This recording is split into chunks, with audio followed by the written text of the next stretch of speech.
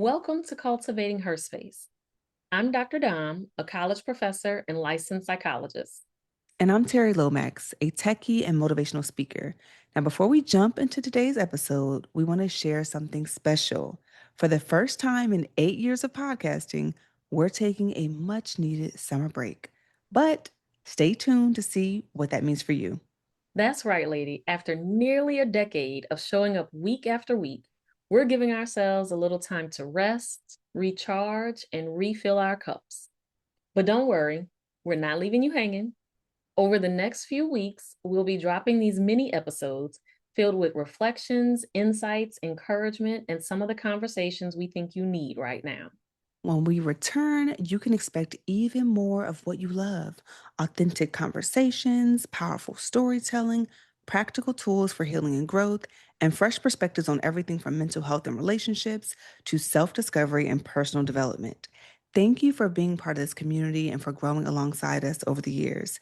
Now, let's get into the mini episode.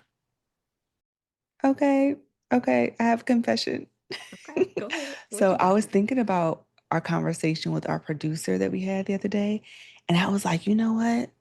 I have to admit something. I have not planned anything fun intentionally for summer, and summer is here. We are in some. It is We're summer in right it. now, It's okay? I in it. feel the Yep. heat, and my Mm-hmm. calendar is full of work, appointments, and responsibilities, but nothing has actually been planned for excitement. And I kind of want to be on somebody's beach. Like, there's a lot that I want to do.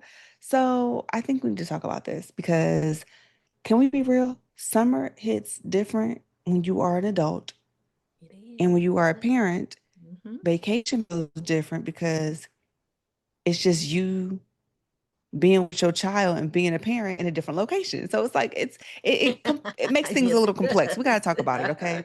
So yeah, Okay. let's get into it. Okay. Do you ever feel like summer just like it happens to you? Because I know y'all, John. If you don't know, Dr. Dom is a jet setter. Okay, Dr. Dom be traveling, living her best rich auntie life, and I'd be like, "Go ahead, girl." Have you ever felt like it just happened to you though, instead of you actually enjoying it, like your summer? Yeah, I feel like there have been points where that has happened. I think, Yeah. but it's interesting for me working in academia. Mm-hmm. So even though currently my role is like a staff member, meaning that I work a 12-month schedule. However, I'm still at a university that operates on an academic calendar. And so, even though I'm working 12 months, summer feels different than the regular school year. And so, my workload is different. And there's a bit more flexibility and understanding that a lot of folks are taking vacations and just things just move differently. So, Yep. in my work life, I get to feel summer. Yeah. When I was a faculty member, I really got to feel summer. And so I think I constantly remind myself that my experience of summer is different.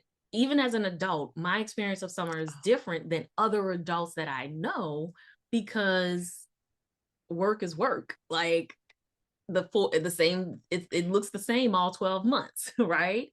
And Yeah. so operating from an academic calendar, I feel the different seasons and the ebbs and flows of Hmm. the year, similar to the children being in school, being in Yeah. K through 12 school, right? And so I do recognize that for like there's a level of privilege that I have in my summers, even if I'm working, that other folks don't necessarily have. That's a good point, Dom. And I miss being in college and even working at a university because of that, because those summer breaks, oh my gosh, even the winter break where we get like a month off, it was just amazing. So I'm glad you pointed that out. That really makes sense. And when we think about planning for summer in general, I don't even think it's really about summer. I feel like it's just about being intentional with our joy, right? Because Yeah. most adults, lady, we plan our work, right? But few adults Mhm. really plan their joy. And some of us have figured out how to do that, but many of us have not. And the thing is, if we don't create space for fun, rest, connection, life will happily fill every single open space with an obligation or Yes, it some will. just random adulting thing that comes up, right? We know. Yes. And it can be also where life will just keep moving, right? Mm-hmm.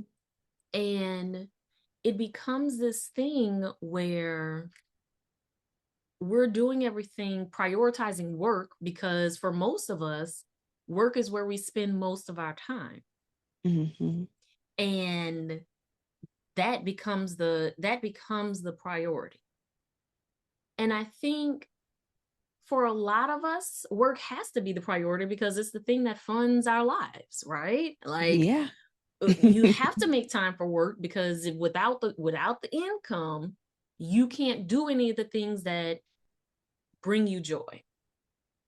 And even as I say that, I also want to acknowledge that there are things that can bring us joy that don't require a lot of money. Mm-hmm. Yes, this is so true. And I think a question that we can ask ourselves when we're thinking about planning for the summer is not just what do I want to do this summer, but how do I want to feel this summer? That Yes. opens up the possibilities Mm-hmm. to what you said, about new experiences or experiences in general that may not necessarily always cost. And so I think about like where I am in life right now. And for me, co-parenting means that my summers naturally have a different rhythm, right?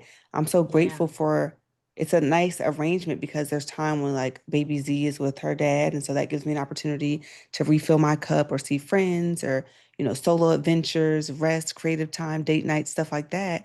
And then when I'm with baby Z, I'm able to plan intentional memories with her.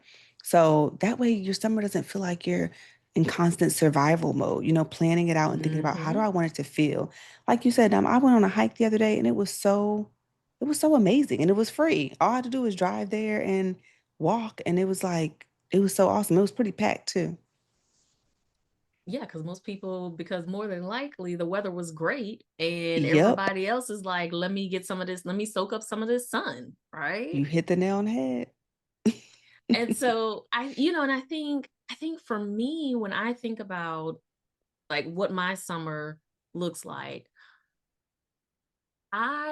this summer, yeah, I have not, at the time that we are doing this recording, I have not yet had my tropical vacation.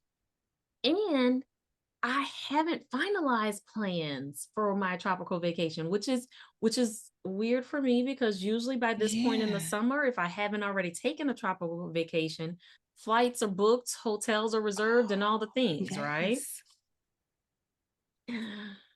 I'm not there. I haven't finalized yet.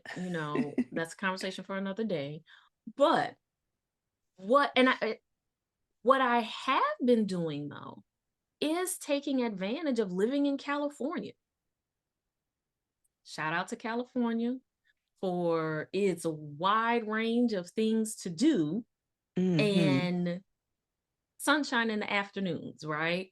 And Okay. so I say that also knowing that like June gloom was a thing.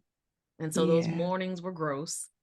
But come 3 o'clock in the afternoon, all bets are off. Let's get outside and soak up the sun, right? And so Yeah. I think for me this summer, I have been doing a lot of things locally. I Mm-hmm. say locally, meaning in the full state of California.